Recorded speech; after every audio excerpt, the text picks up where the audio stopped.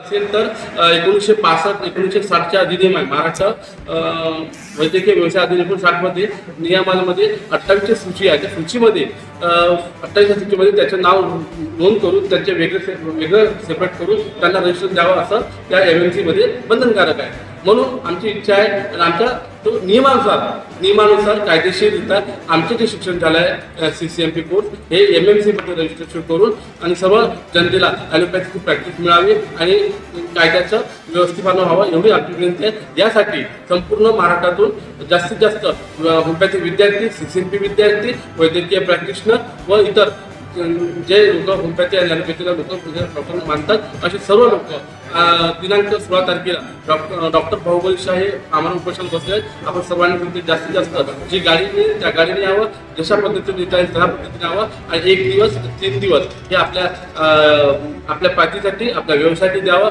एवढीच मी सर्व जनतेला आवाहन करतो आणि विनंती करतो आपण सर्वांनी यावं.